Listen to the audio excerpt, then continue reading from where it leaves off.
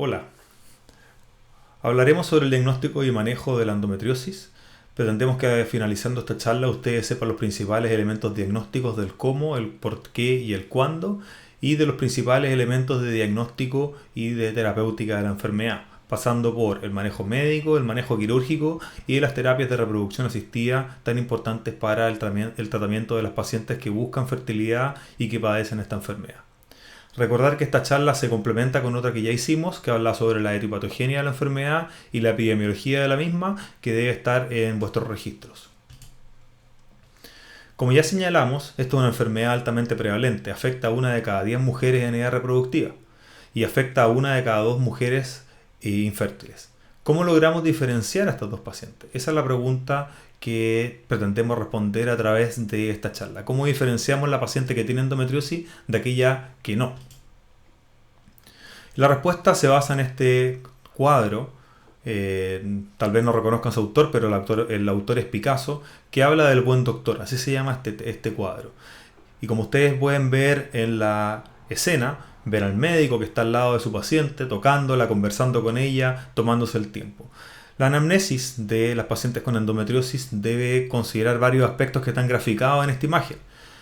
Habla de la compasión, habla del tiempo que hay que dedicarle al paciente, habla de poder evaluarla en forma concienzuda. Si nosotros hacemos una anamnesis liviana, probablemente vamos a dejar muchos elementos fuera de los elementos diagnósticos que nosotros necesitamos considerar para establecer el diagnóstico de la enfermedad.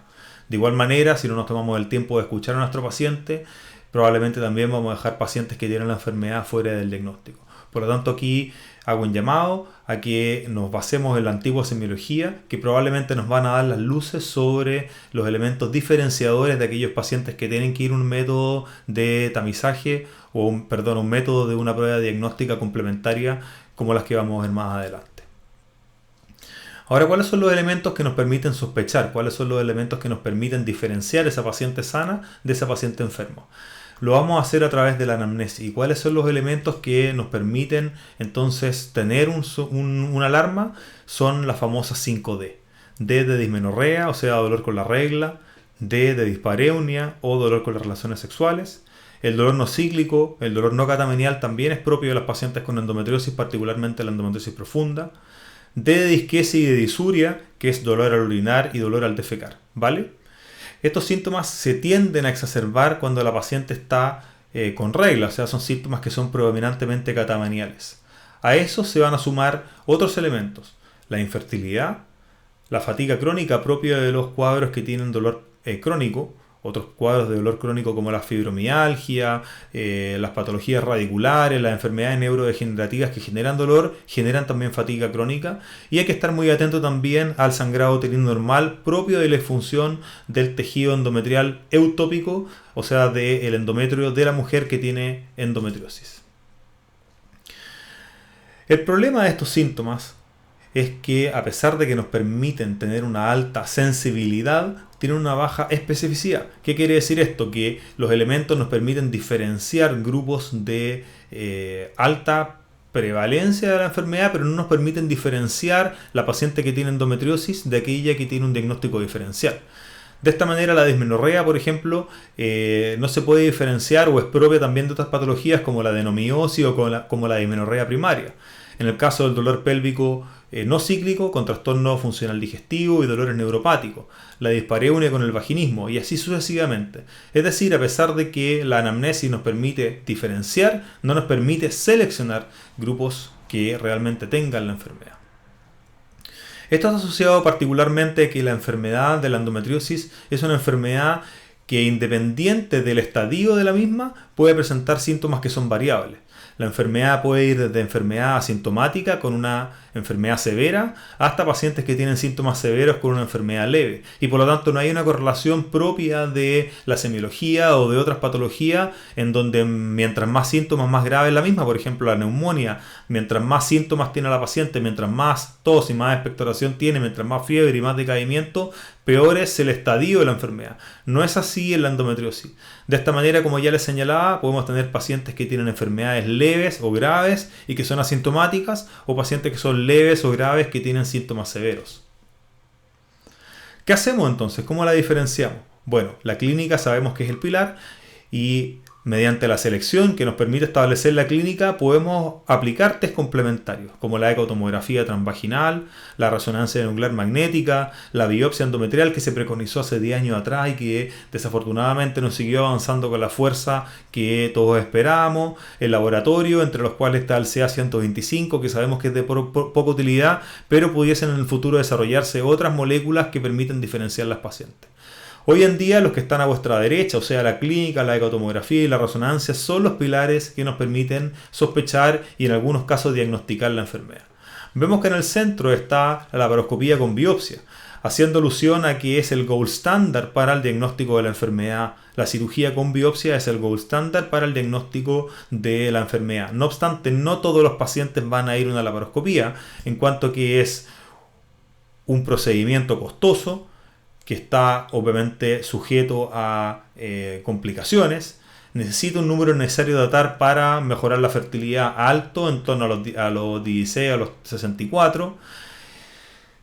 Hay algunas personas que sí piensan que es un buen método de diferenciación.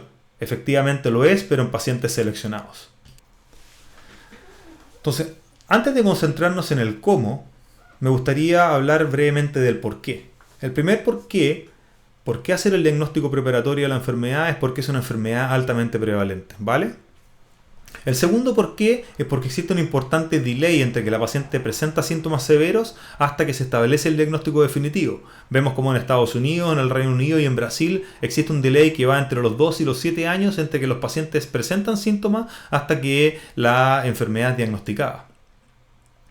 El tercer por qué es porque conocer el diagnóstico de la endometriosis nos permite establecer un tratamiento médico o quirúrgico según el tipo de enfermedad, el compromiso de órganos vecinos, etcétera, como vamos a ver más adelante. Entonces, ¿por qué una enfermedad prevalente? Porque hay un importante delay en el diagnóstico y porque nos permite establecer un diagnóstico y un tratamiento personalizado para las pacientes que tienen esta enfermedad. No todas las pacientes que tienen endometriosis se van a tratar igual, no todas las pacientes que tienen endometriosis se les va a ofrecer el mismo tratamiento a todas. La tercera o cuarta razón es porque cuando nos enfrentemos a una cirugía en una paciente con endometriosis, es importante saber qué tipo de cirugía tiene esa enfermedad para prevenir complicaciones asociadas a las mismas. Sabemos que el Royal College of Surgeons establece la endometriosis como en el grado más alto de dificultad que puede tener un cirujano laparoscopista al momento de hacer una cirugía. Es comparable con una exanteración pélvica o con una cirugía radical producto de un cáncer. Es una cirugía, por ende, entonces, difícil de realizar. Dicho eso, entonces, no todos los cirujanos laparoscopistas van a estar preparados para poder operar esta cirugía y por lo tanto es importante diferenciarla en el preoperatorio quién tiene una enfermedad y quién tiene otra, o quién tiene un estadio de la enfermedad y quién tiene otro. Esto entonces nos va a permitir romper este balance tóxico que pudiese existir entre mantener la enfermedad o la persistencia de la enfermedad y las complicaciones. El saberlo preoperatoriamente entonces nos va a permitir entonces hacer una planificación preoperatoria a la medida de la paciente. Es importante saber que los pacientes que tienen una enfermedad severa se enfrentan también a un alto grado de complicaciones. Ven ustedes aquí como Konix, Adamian, Battier y Doné publicaron en Fertility cuál era su frecuencia de complicaciones de la enfermedad cuando es una enfermedad severa, y vemos aquí cómo complicaciones graves son altamente prevalentes cuando los pacientes tienen una enfermedad severa y son operadas. Por lo tanto, también nos ayuda a hacer la consejería preparatoria de las pacientes que irían potencialmente a cirugía. Tal como se señalaba, no es lo mismo hacer una cirugía como la que ustedes ven en el recuadro superior como la que ven en el recuadro inferior. A pesar de que ambos pueden tener enfermedad profunda, la primera es una cirugía que va a tomar 40 minutos, 30 minutos, 20 minutos, mientras que la que está abajo va a ser una cirugía más compleja, más larga y producto de la anterior no exenta a complicaciones. Entonces, ¿por qué hacer el diagnóstico preoperatorio? Porque nos permite hacer un consentimiento quirúrgico, una planificación quirúrgica, conformación de equipos multidisciplinarios cuando hay endometriosis en estructuras anexas como son los uréteres, la vejiga, el recto y el colon o otras estructuras de la pelvis y del abdomen, porque nada más nos permiten hacer una prevención y manejo de las complicaciones, además una consejería sobre las mismas de las pacientes y además nos permite hacer una identificación del total de las lesiones preoperatoria y nuevamente para poder hacer una planificación quirúrgica adecuada. Una vez que sabemos el por qué, es importante hablar brevemente del cómo. El primer elemento que nos ayuda a diferenciar una paciente que puede tener endometriosis profunda de una paciente que no tiene endometriosis profunda o que no tiene endometriosis del todo es la presencia de un endometrioma. El endometrioma hace décadas que se puede identificar con una ultrasonografía. Existen elementos que ya han sido descritos por otros autores que nos permiten establecer un diagnóstico bastante certero de la endometriosis ovárica. No obstante, hasta hace poco no habían elementos ecográficos que nos permiten o que nos permitían correlacionar la presencia de la endometriosis en su otro estadio, en la forma profunda particularmente. Sabemos que la endometriosis ovárica entonces se correlaciona altamente con la presencia de endometriosis profunda. Y por lo tanto, cuando ustedes estén en sus consultas, ya con una ecografía y vean endometriosis ovárica, sepan entonces que esa paciente tiene, como vemos en este gráfico, una de las tantas publicaciones que hay sobre la materia, en donde el likelihood ratio de tener enfermedad rectosigmoidea se multiplica por 7. Y se multiplica por 4 para la obliteración del Douglas. Por lo tanto, las pacientes que tienen endometriosis ovárica tienen un incremento significativo del riesgo de tener endometriosis profunda y este tiene que ser un elemento de alarma para la presencia de este estadio de enfermedad.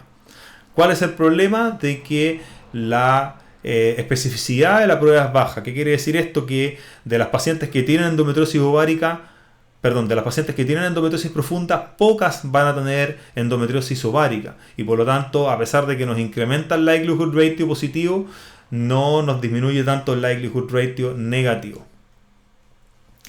En consideración de lo anterior, entonces, es que a partir de finales del milenio pasado se empezaron a aparecer publicaciones que mediante ultrasonografía transvaginal y resonancia nuclear magnética mejoraban o permitían hacer una mayor predicción de la presencia de la endometriosis, particularmente la endometriosis profunda. Con el devenir de la década pasada, empezaron a aparecer ensayos clínicos randomizados que comparaban las distintas técnicas o ensayos clínicos de cohorte que comparaban las distintas técnicas en cuanto al tacto, la ultrasonografía, la resonancia nuclear magnética y la ultrasonografía transrectal. Y a partir de entonces empezamos a conocer que la resonancia magnética y particularmente la ultrasonografía transvaginal con ciertos protocolos específicos nos ayudaban a predecir con una alta certeza aquellas pacientes que tenían endometriosis profunda de aquellas que no. Nosotros comenzamos un protocolo hace casi 10 años, llevamos más de 1000 pacientes tamizadas y estudiadas y tal como otros, encontramos una alta correlación entre los hallazgos ecográficos y los hallazgos posteriores en la cirugía. En breve, nuestra exploración se realiza en forma sistemática. Esta técnica nosotros la aprendimos del Dr. González en Brasil y hacemos una exploración entonces de manera rutinaria de la pelvis partiendo por la M-pelvis anterior, posteriormente pasamos por el útero y la región retrocervical, complementamos con una evaluación de los ovarios y de los anexos y posteriormente evaluamos en forma sistemática el recto sigmoide partiendo por el tabique rectovaginal, la región retrocervical y los primeros 40 centímetros o los últimos 40 centímetros del intestino grueso.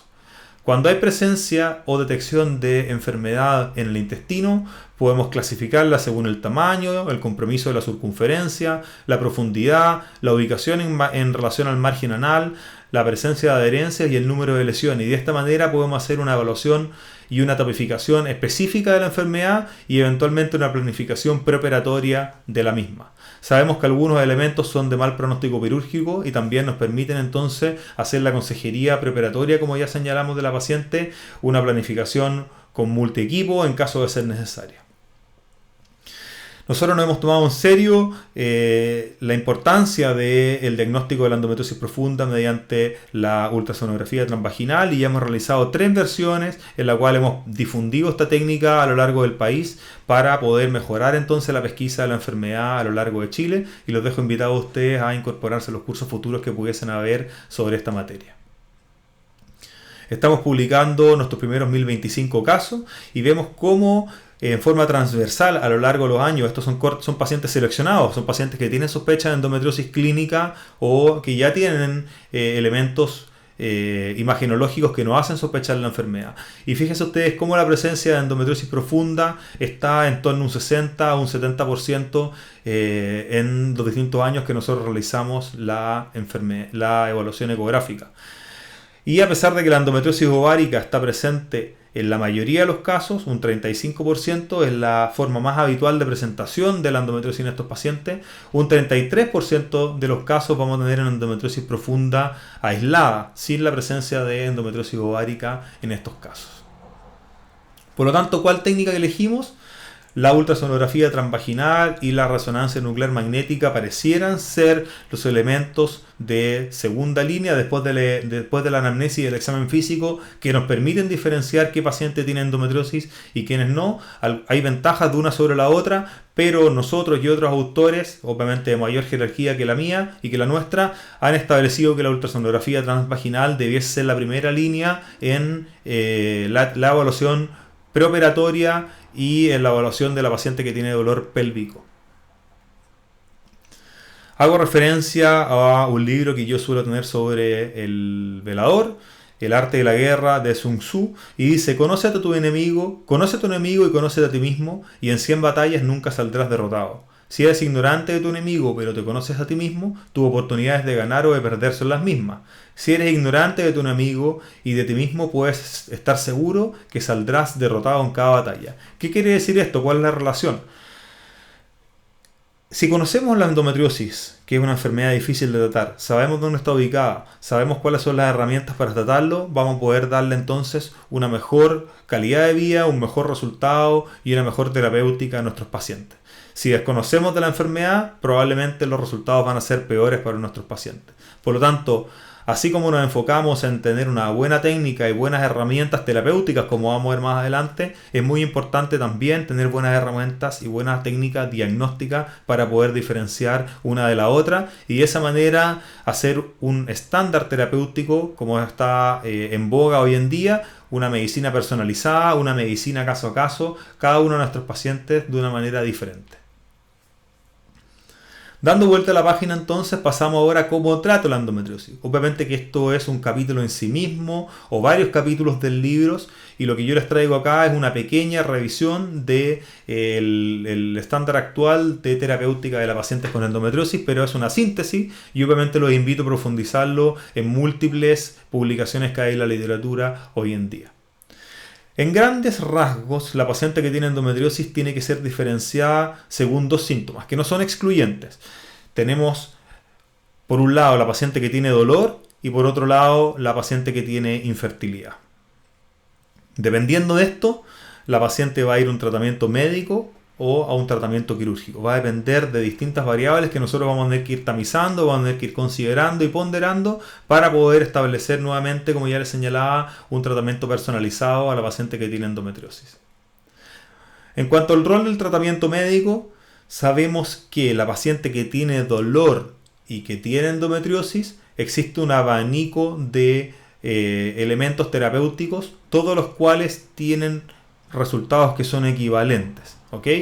Pasamos por el danazol, inhibidores de la aromatasa, anticonceptivos combinados, progestinas solas, análogos de la GnRH, antagonistas de la GnRH recientemente publicados. Todos ellos, según múltiples evidencias científicas de buena calidad metodológica, tienen resultados que son equivalentes. Dicho de otra manera, no hay estudios de buena calidad metodológica que demuestren un tratamiento por sobre el otro. Brevemente sobre los antiinflamatorios no esteroidales, han demostrado que no hay diferencia estadística en cuanto a utilizar antiinflamatorios no esteroidales en cuanto a el efecto de la sintomatología que puede tener una paciente con endometriosis. De esta manera entonces les traigo en esta tabla compilados cuáles serían entonces los tratamientos de primera línea médicos de una paciente que tiene endometriosis. Sabemos que los antiinflamatorios no esteroidales no son costo efectivos y tienen eventualmente complicaciones, por lo tanto no debiesen ser de primera línea. Sí debiesen ser de primera línea los progestágenos porque son costo efectivos, tienen buena tolerancia, son seguros y existen múltiples formas farmacéuticas, ya sea oral, inyectables o dispositivos intrauterinos de larga duración que permiten hacer un tratamiento médico estable y seguro en las pacientes. El contra es que tienen una seguridad anticonceptiva que podría ser un poco más baja, particularmente en las progestinas orales, comparado con los anticonceptivos combinados. Pero dado que son más seguros que los anticonceptivos combinados, son de primera línea según múltiples autores como los señalados acá. Los anticonceptivos combinados también son una buena estrategia particularmente en pacientes que tienen trastornos del ciclo menstrual o trastornos del flujo rojo. No obstante, tienen riesgos de trombosis en un rango bajo en pacientes seleccionados, que está en torno a 4 o 8 por cada 10.000 mujeres, un riesgo bajo, pero dado que es un tratamiento crónico que puede ser de 10 o de 20 años, exponemos a la paciente a un riesgo menor, controlado, pero eventualmente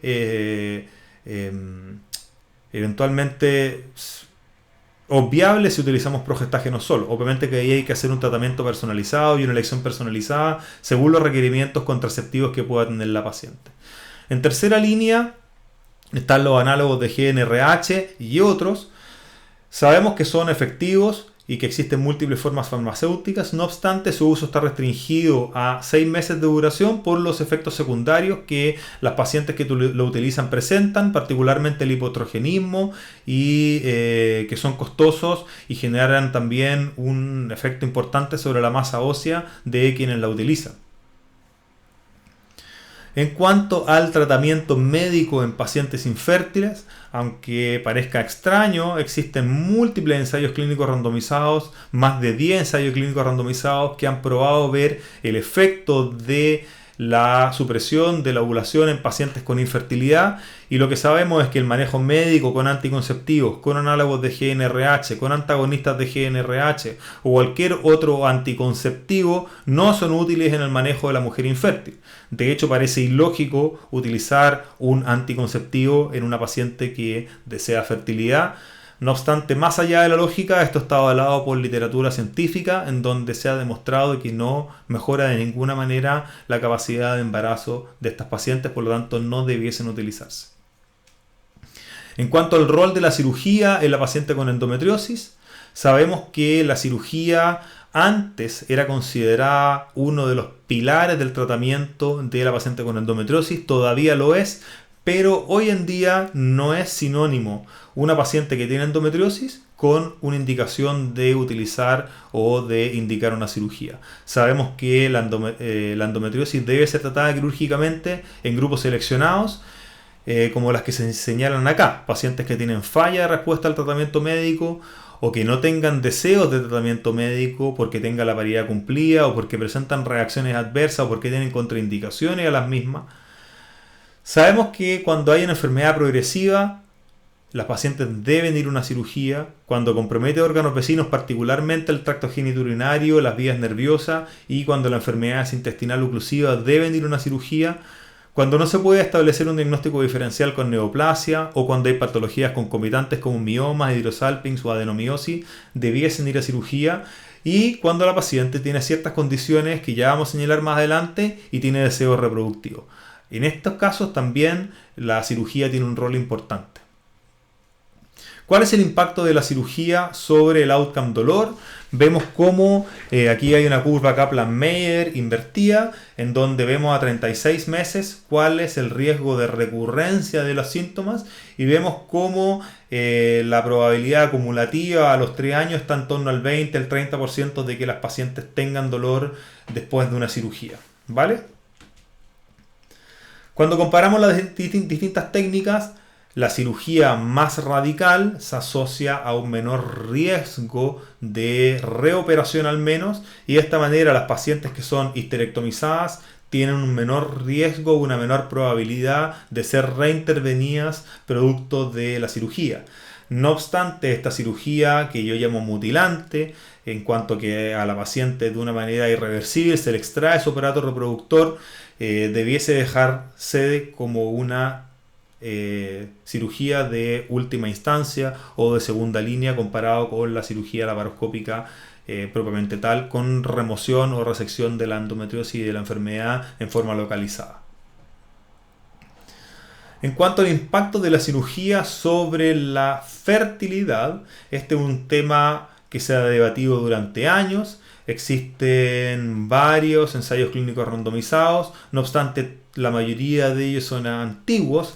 Les traigo acá resumidas la evidencia que está en la colaboración Cochrane, en donde vemos en la línea más oscura, en donde el odds ratio para las pacientes que son operadas es de 1.94, o sea, las pacientes que tienen endometriosis mínima y que son operadas y la enfermedad es resecada tienen casi 2 veces más posibilidades de embarazar que aquellas en que la enfermedad no es resecada, ¿vale?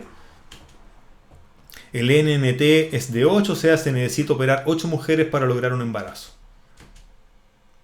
Como vemos acá en el gráfico, en el video, vemos cómo está en el fondo saco posterior ubicada la endometriosis, y lo que se debe hacer en estos grupos seleccionados es, en algunos casos, fulgurar o, como nosotros preconizamos, resecar la enfermedad, sacarla para que la pelvis quede sana, haya menor riesgo de recurrencia y un mejor outcome reproductivo en estas pacientes. ¿Qué pasa con la endometriosis ovárica? No existen ensayos clínicos randomizados que comparen operar versus no operar la paciente que tiene una endometriosis ovárica. No obstante, a partir de series de casos o estudios prospectivos, podemos inferir de que la cirugía aumenta la posibilidad de embarazar en torno a un 50%, ¿vale? Tiene un impacto importante sobre la posibilidad de embarazar en las pacientes que tienen endometriosis, particularmente la endometriosis ovárica. Lo que sí ha sido randomizado es realizar una cirugía excisional versus una ablación del endometrioma, y se ha demostrado que la paciente que va a una cirugía por endometriosis ovárica es mejor hacer una excisión de la pseudocápsula que una ablación de la misma, en cuanto que disminuye la recurrencia en un 85%, mejora las posibilidades de embarazar en 5 veces, disminuye la recurrencia de la enfermedad en un 60% y disminuye las posibilidades de requerir una nueva cirugía casi en un 80%. Por lo tanto, en una paciente que ya va a cirugía y encontramos endometriosis ovárica, el estándar en general debiese ser hacer una cirugía excisional versus una ablación de la misma. Obviamente que este manejo debe ser personalizado y tratado caso a caso por el especialista, producto de que el ovario es el reservorio, como sabemos, de la reserva ovárica de la paciente, y por tanto hacer una cirugía muy radical sobre el ovario también puede disminuir la reserva ovárica de la misma y generarle más un efecto deleterio que uno positivo. En cuanto a la endometriosis profunda rectovaginal, como vemos acá, no existen ensayos clínicos randomizados que evalúan el efecto de la cirugía sobre la endometriosis profunda. No obstante, nuevamente, a partir de series de casos o estudios de casos y controles, sabemos que operar la endometriosis mejora las posibilidades de embarazar en las pacientes que tienen endometriosis profunda en torno a un 40 o un 50%. Por lo tanto, sí hay un rol de la cirugía para mejorar el potencial de fertilidad de estas pacientes. No obstante, estas publicaciones están sujetas a ciertos sesgos de publicación y de selección, de seguimientos incompletos, y diversos otros elementos que están señalados acá. Si ustedes quieren ponerle pausa y revisarlos, los invito a hacerlo, que no permiten con una evidencia tipo A recomendar la cirugía para mejorar las posibilidades de embarazar de la paciente. No obstante, la evidencia disponible sí logra mejorar las posibilidades, sí demuestra que se mejoran las posibilidades de embarazar con una evidencia tipo B o tipo C. ¿Cuál es la mejor evidencia que tenemos disponibles? Esta es una revisión sistemática de la literatura que revisa embarazos tras cirugía por endometriosis intestinal, que es un tipo de endometriosis profunda, y vemos que de 693 pacientes que tenían endometriosis intestinal, de las que eran infértiles, la tasa de embarazo después de operar fue de un 39%. Y vemos que el número de meses que se necesita para lograr un embarazo no es menor. Al primer mes, o sea, al primer año se embaraza un 30% y esto va aumentando progresivamente hasta alcanzar un 70% después de 48 meses. Esto puede ser mirado de dos perspectivas, claro. Las tasas de embarazo van mejorando con el tiempo, pero a veces la latencia entre que yo opero a una paciente y logra el embarazo puede ser, en algunos casos y en algunos pacientes, inapropiada para ofrecerlo como una terapéutica. Nuevamente tiene que ser la decisión de cirugía conciliada con el paciente, con un cirujano especialista en endometriosis y con un especialista en infertilidad. Sabemos que la recurrencia de la enfermedad está en torno al 10 al 20% en 2 años, por lo tanto también tiene que ser un elemento que tiene que ser ponderado en las pacientes que van a ser potencialmente sometidas a una cirugía producto de la enfermedad y para mejorar su outcome reproductivo. ¿Qué pasa con las técnicas de reproducción asistida? Sabemos que las técnicas de reproducción asistida son tratamientos eficientes, son tratamientos efectivos y costo efectivos. En particular, la baja complejidad logra tasas de embarazo que están en torno entre el 5 y el 10% por intento en pacientes que tienen endometriosis. Por lo tanto, mujeres con manejo quirúrgico de la endometriosis en estadio 1 o 2 o pacientes que no hay endometriosis profunda en una evaluación preoperatoria, se recomendaría la hiperestimulación ovárica con inseminación intrauterina, aunque esta evidencia ha sido discutida recientemente porque algunos autores han planteado que se incrementaría el riesgo de recurrencia de la enfermedad. Esto está siendo evaluado, no obstante la mayoría de las guías clínicas y de las asociaciones científicas recomiendan la baja complejidad en pacientes que tienen enfermedades leves o mínimas de endometriosis. ¿Cuál es el rol de la fertilización in vitro? Sabemos que la fertilización in vitro es una excelente terapéutica para pacientes con infertilidad en general, logra tasas de embarazo que están en torno al 30 o al 40%. Sabemos que las pacientes con endometriosis logran tasas que son comparativamente equivalentes de embarazo comparado a sus controles, aunque a pesar de que es un tratamiento efectivo y eficiente, las tasas de embarazo en estas pacientes pudiese ser un poco podría ser un poco peor comparado con el factor tubario o comparando la endometriosis severa con la endometriosis leve. En endometriosis profunda las tasas de embarazo oscilan en torno al 20 o al 40%, incluso 60% como demostró Ballester en el 2012, por lo tanto es una herramienta terapéutica adecuada, comparable con la cirugía en pacientes que buscan embarazo y que tienen esta enfermedad. ¿Qué es lo que dicen las principales sociedades científicas en cuanto al tipo de endometriosis y la indicación de cirugía? El endometriosis tipo 1 y tipo 2, tanto la Sociedad Europea de Reproducción como el Royal College como la Sociedad Americana de Medicina Reproductiva dice que la cirugía está recomendada. En la línea que está abajo, cuando hablamos del estadio 3 a 4, tiene que ser evaluado y personalizado, dicen las tres principales sociedades científicas de la materia.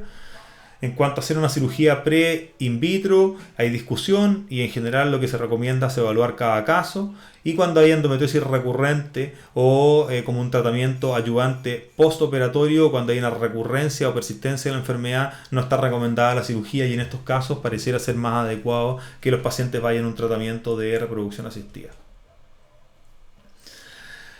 Entonces, a modo de resumen, ¿cómo trato la endometriosis de la mujer infértil? Va a depender de algunos elementos si yo elijo cirugía, baja complejidad o alta complejidad. Nuevamente, esto no es una receta de cocina, pero en grandes lineamientos los elementos que nosotros ponderamos son el estadio de la enfermedad y la etapa de la misma, la edad de la mujer, la reserva ovárica, el factor masculino y otros factores. En breve, entonces, si es que la enfermedad es leve y la paciente es joven, con una reserva ovárica normal y con un factor masculino normal, o si la paciente tiene dolor o compromiso de órgano vecino, la indicación primaria sería cirugía. Por el contrario, si la paciente tiene síntomas severos o tiene una endometriosis ovárica bilateral, o si la paciente tiene una reserva ovárica disminuida o una edad avanzada, o si es que el factor masculino está alterado, esta paciente tendería a ser indicada a alta complejidad o tratamientos de reproducción asistida como el in vitro o el ICSI. Eso es cuanto puedo decirle, espero que haya sido provechoso. Obviamente que esta es una información cambiante, diversa y creciente, compleja, que tiene que ser tratada por un subespecialista. Espero haberle dado los lineamientos generales que nos ayudan a, en grandes rasgos, tratar a los pacientes con endometriosis. Estoy abierto a sus preguntas y sus dudas. No duden en consultar a aníbal.scarella@ue.cl si así lo requirieran. Un gran abrazo y que tengan buen día.